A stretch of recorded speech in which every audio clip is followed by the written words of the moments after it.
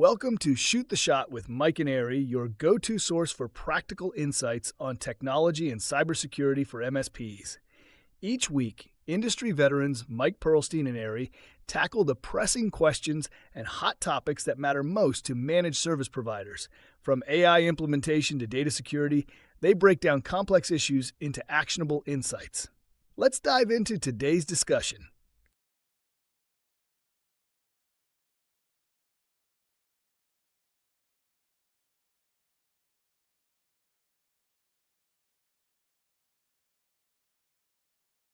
The purpose of this is we keep getting asked the same stuff over and over again in our MSP practice. And so Arie and I are going to start recording 5 to 10 minute thought leadership videos around some of these topics. And we're going to start recording those kind of on a weekly basis, on Tuesday as often as possible. We're going to be posting them on social media and on the website.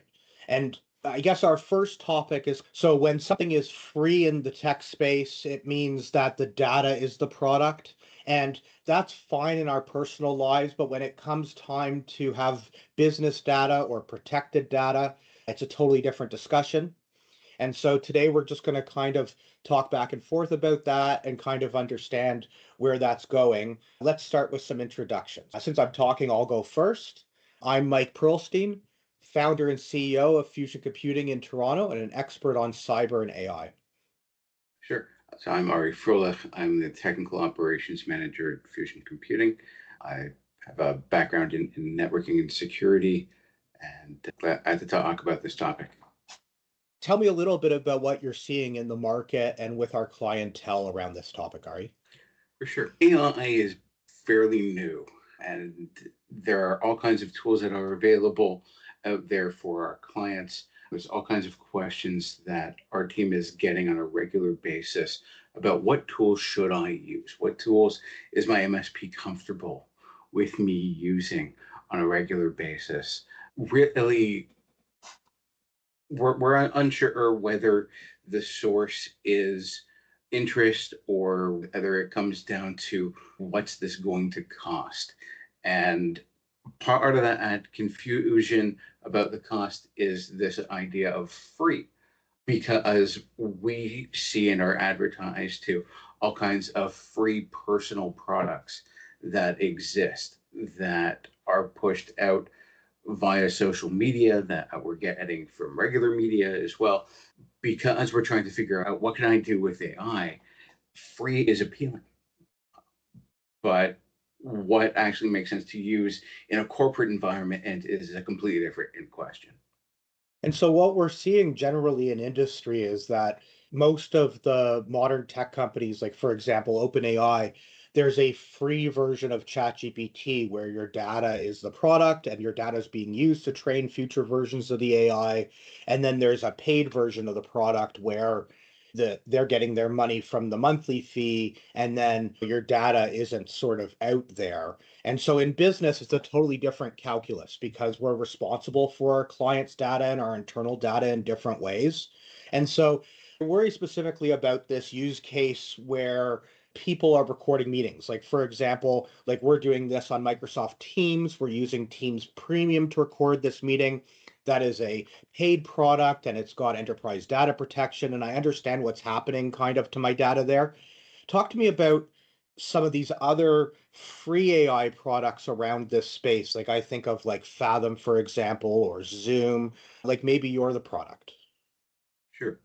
So I don't really want to start naming off every free AI-based meeting recording product out there because there's so many of them. But I think that recognizing that free means that your data is the product is the key takeaway. So let's take a look at the security behind each one of these products. If you are paying for Zoom Corporate, I mean, we know that there are security issues with Zoom as an organization. We know in the new Zoom has been and found guilty of having leaked some information that has been in meetings and in recordings. So we tend not to use Zoom as an organization. We tend not to recommend Zoom as an MSP to our clients. looking at some of the alternates that exist out there, paid sometimes is better. We also want to look at, with any software, what does the trust look like from any product that we're going to be using? Do they have statements that state that they're going to use the data appropriately? And we've reviewed enough software to be able to say this product is safe to use, or relatively safe to use, because nothing is perfectly safe. But what is going to be the best thing to protect my data is an answer that we can provide. Products like Fathom, which have a paid product and have a trust center and have proven that they're using data properly and that they're not storing your data and they're unlikely to share your data. Like, we're happy to evaluate any product that our clients bring forward for us to review and ensure that your data is being treated appropriately. My big concern in this space is kind of in the long term. I look out into the future of this space, and what I kind of see is that a lot of people in their daily work, as they record meetings to get notes or so that they can follow action items, they're generally building this AI history of themselves, and then they're storing that in a long-term way, in a searchable, contextually aware long-term way. And so I think about, are people aware of the implications of that and what contextual search, semantic search means on this data? And like the fact that I'll be able to come back in 5 years and say, like, what did I do on this day in August in 2025? And how was I feeling? And what was my sentiment? And like how that works? Can you talk about, like, are you getting those types of questions from clients or from the market, or am I just ahead there?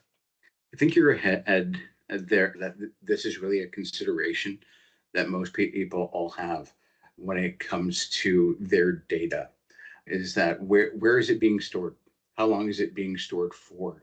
What can I do with this data long term? Within the Teams platform, we can set a retention policy. This is a paid platform that is used to store our data long term.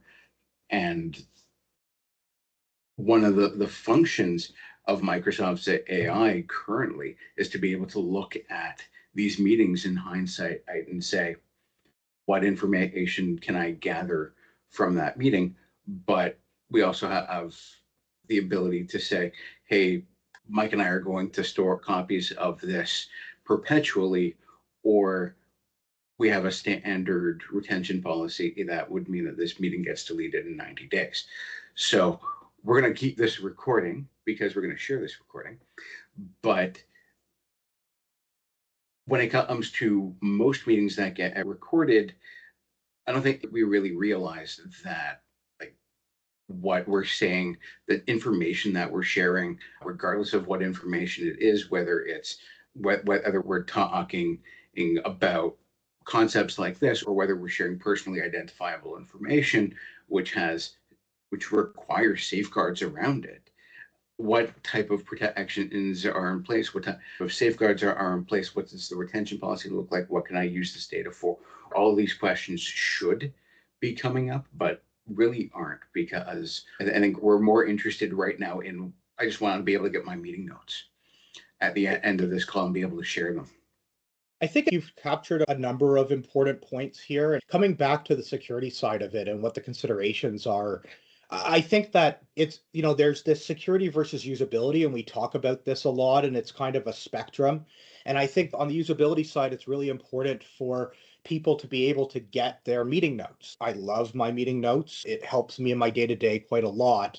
But also on the security side, I need to kind of understand where that data is going. What kind of license have I put in that data in my provider's infrastructure? Also, what does storing that mean for me? For example, did I say anything in that meeting which could get me in trouble? Was there stuff talked about that was protected and now it's sitting in a place that doesn't have those protections, and so I've effectively leaked that data? Does it sit on a provider's infrastructure? We talked about Zoom before, where we've lost trust. I think that these considerations are important. What other considerations can you consider kind of around this data on the usability versus security front? It's a bit of a loaded question because, like, without real visibility into like where the free products are storing data, like it's impossible to really answer the questions around security, which is why we tend to look at like the paid known products that are existing established entities rather than like, okay, well, new free product exists. I've Googled what's the best thing to record my meeting, and I've got 12 paid results that are all free, that are all things I've never heard of before, but that will do the things for me. That's why I come back to, like, if you're looking at a product, regardless of what it's for, like, ask the question of somebody that you trust, ask your trusted MSP and say, hey, I'm looking for a product to do this. What are the implications of using it? I think that's an important point. I think that that's lost a lot. Like a lot of us have MSPs, IT leadership in our business, or a friend who's in IT. We know somebody. We could just post on Reddit and ask the question. But we have that ability and we can kind of get that contextual answer that, for example, an AI might not be able to give us or that we can't get from a Google search. And so I think that that makes a lot of sense. Just moving this forward. So given this discussion around these free versus paid meeting summarizers and these tooling, what is your recommendation overall? And specifically talking about products and also kind of a path forward. And before you give that, I want to highlight on the governance side how, like, one of the takeaways that I have from this talk is that it's really important to have a company-wide policy. I know that we see companies that have 3 or 4 or more of these tools in use at the same time. And so having a standard policy is something that we're typically doing during onboarding, but it's something that is important in industry. So I'd love to just hear from you what you're seeing and what you think a mature approach is. So I think that the real approach, as you've said, is to have a policy around your data, and that needs to capture multiple things. But when it comes to the question and of what do I use to record my meetings, Teams Premium is a good way to go. It keeps your data where your data already is. Because we're already in the Microsoft infrastructure, we're keeping our meeting data and recordings in the same place that all of our other secured data is in. This meeting recording of this call right now is going to land in OneDrive, and we know exactly where that is. I know exactly how to access it. We know exactly how Microsoft is securing it. With a product like Copilot for 365, we can use that to do some of the additional AI things that we discussed, including in time and right now. What are the major outcomes of this call? What was our tone in this call? Oh, what did we discuss at a high level? Oh, and that gives us some insight into like this meeting and questions we haven't even thought of yet to ask about this call. So I would recommend Teams Premium for recording your calls, especially if you're using the Microsoft tenant now, which is what or Microsoft environment now, which is what we recommend to our clients. Third-party tools, we prefer to evaluate on a one-on-one basis. We've evaluated Fathom. We've looked at Zoom. We have evaluated others that we've said no to, mostly because of the free, just unknown nature of those products. So if there's something you're not sure about, ask. Yeah, that's great, Arie. And we've landed on Teams Premium internally for all those reasons. And it does have some cost to it, and it's pretty considerate or commiserate with the other tools. We've talked about this a lot. We've looked at it from a number of different angles, and I think that there's a lot of value in this discussion. And what I have to say to our viewership is thanks for joining us and reach out to learn more. We've had this discussion with probably hundreds of clients in the market. And so we can speak on it on a very deep level, and we'd love to tailor it for your business. And so reach out today. Thank you. Thanks.